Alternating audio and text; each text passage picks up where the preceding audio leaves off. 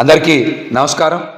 మాజీ ముఖ్యమంత్రి జగన్మోహన్ రెడ్డి గారికి పేద సామాన్య వర్గాల పట్ల ప్రేమ ఉండబట్టి, వారికి మంచి మనసు మానవత్వం ఉండబట్టి, పేద ప్రజల జీవితాల్ని అభివృద్ధి బాట వైపు తీసుకువెళ్లాలనేటువంటి ఒక గొప్ప ఉద్దేశంతో బటన్స్ నొక్కారు. 5 ఏళ్లలో సుమారు 135 సార్లు జగన్మోహన్ రెడ్డి గారు బటన్ నొక్కి నవరత్నాలను అమలు చేసి పేద సామాన్య వర్గాల జీవితాల్ని అభివృద్ధి వైపు దిశగా పయనించేలాగా వారు ఎంతో శ్రమించారు. అందుకే వాటికి నవరత్నాలని పేరు పెట్టారు, అమలు చేశారు. కానీ ఈ రోజున ఒక్కసారి బటన్ నొక్కడానికే కూటమి నాయకులకి చాలా ఇబ్బందిగా ఉంది. అందుకనే సూపర్ 6 పేద ప్రజల జీవితాలు పీకలు నొక్కడానికే అబద్ధపు హామీలు ఇచ్చారు, మోసపూరిత ప్రకటనలు చేశారు. ఈరోజు అధికారంలోకి వచ్చి 50 రోజులు అవుతున్నా ఒక్కటంటే ఒక్క పథకానికి కూడా నియమ నిబంధనలు పెట్టలేకపోయారంటే వారి పాలనలో దొలతనం మనందరం కూడా అర్థం చేసుకోవాలి. మరి ఎన్ని ఇబ్బందులున్నా, ఎన్ని కష్టాలున్నా జగన్మోహన్ రెడ్డి గారు బటన్ నొక్కారు. ఆ బటన్ నొక్కడం మీద చాలామంది అవహేళనగా మాట్లాడారు. కానీ ఈ రోజున ఒక్కసారి బటన్ నొక్కడం ఎంత కష్టమో పాలనలో ఉన్నటువంటి చంద్రబాబు గారికి, పవన్ కళ్యాణ్ గారికి, పురంధరేశ్వర్ గారికి అర్థమైంది. అట్లాంటిది 135 సార్లు జగన్మోహన్ రెడ్డి గారు బటన్ నొక్కి పేద ప్రజల జీవితాల్లోకి, పేద ప్రజల ఖాతాల్లోకి డబ్బులు మళ్లించారంటే వారి సమర్థవంతమైనటువంటి పాలన గురించి ఈ రోజున రాష్ట్రం మొత్తం చర్చ జరగాలి. జగన్మోహన్ రెడ్డి గారు పాదయాత్ర చేసి ప్రజల కష్టాలను తెలుసుకొని పథకాలు అమలుకి నవరత్నాలని పేరు పెట్టి అద్భుతంగా అమలు చేశారు. వారు పాదయాత్ర చేసింది ప్రజల కష్టాలను తెలుసుకొని పథకాలు అమలు చేయడానికి. కానీ లోకేష్ గారు పాదయాత్ర చేసింది పగ ప్రతీకారం తీర్చుకొని రెడ్ బుక్ రచించడానికి అన్న విషయం ఈరోజు అందరికీ కూడా అర్థమవుతుంది.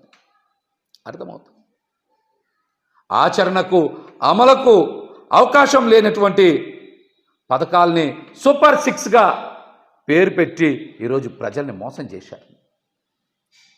ప్రజల చెవిలో ఫ్లవర్ కాదు క్యాలీఫ్లవర్ పెట్టి అడ్డంగా మోసం చేసినటువంటి వ్యక్తులు చంద్రబాబు గారు, పవన్ కళ్యాణ్ గారు, పురంధరేశ్వర్ గారు అని కూడా ఈ సందర్భంగా తెలియజేస్తాను. అసెంబ్లీలో కూటమి నాయకులు ప్రవచనాలు మాని పథకాల కోసం చర్చ చేస్తే బాగుండేది.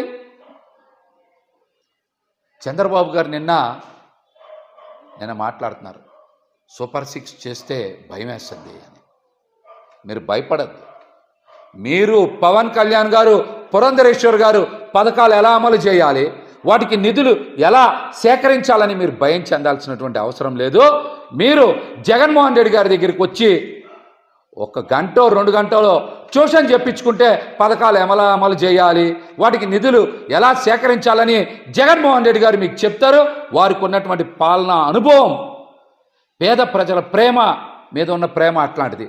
కాబట్టి మీరు ముగ్గురు కూడా చక్కగా జగన్మోహన్ రెడ్డి గారి దగ్గరికి వచ్చి మీరు ట్యూషన్ చెప్పించుకుంటే అద్భుతంగా పథకాలు అమలు చేయగలరని కూడా నేనైతే తెలియజేస్తున్నా. మాటికి మాట్లాడుతున్నారు. జగన్మోహన్ రెడ్డి గారు పారిపోతున్నది చంద్రబాబు నాయుడు గారు, పవన్ కళ్యాణ్ గారు. మీకు దమ్ముంటే జగన్మోహన్ రెడ్డి గారికి ప్రతిపక్ష నాయకుడు హోదా ఇవ్వండి. ఇవ్వకుండా పారిపోతుంది మీరు కదా.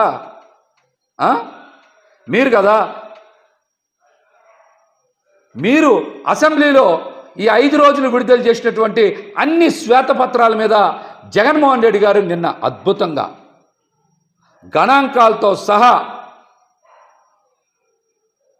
చాలా చక్కగా ఫ్యాక్ట్ పేపర్ విడుదల చేశారు.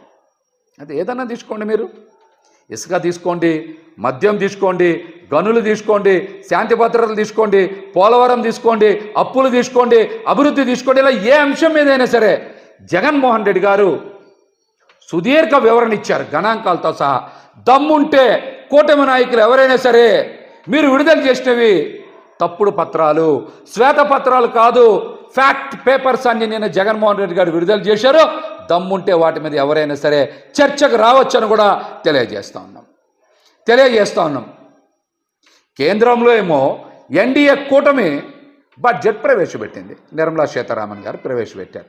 మరి ఆంధ్రప్రదేశ్లో అసెంబ్లీలో మీరు ఎందుకు బడ్జెట్ ప్రవేశపెట్టలేకపోయారు? దీనికి సమాధానం చెప్పండి.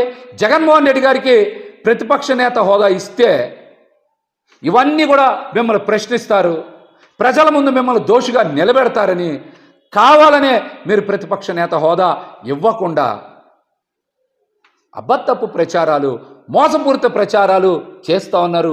ఇవన్నీ కూడా ప్రజలు గమనిస్తూ ఉన్నారని కూడా ఈ సందర్భంగా మేమైతే తెలియజేస్తూ ఉన్నాం. జగన్మోహన్ రెడ్డి గారు ఢిల్లీ వెళ్లాల్సిన పరిస్థితి కల్పించింది చంద్రబాబు గారు, మీరు కాదా? ఈ రాష్ట్రంలో రెడ్ బుక్ రాజ్యాంగాన్ని అమలు చేస్తూ దాడులు, దౌర్జన్యాలు, మానభంగాలు ఇష్టానుసారం చేస్తూ ఉంటే ప్రజలకు శాంతి భద్రతలు కోరుకుంటా ఉన్నారు.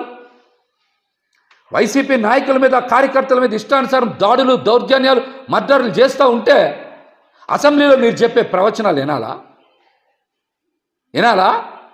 అందుకే ఢిల్లీ వెళ్ళి ధర్నా చేస్తేనే మీరు కూడా దిగొచ్చి అసెంబ్లీలో ఇక నుంచి రాజకీయ ప్రేరేపిత దౌర్జన్యాలు ఉండవు అని మాట్లాడు.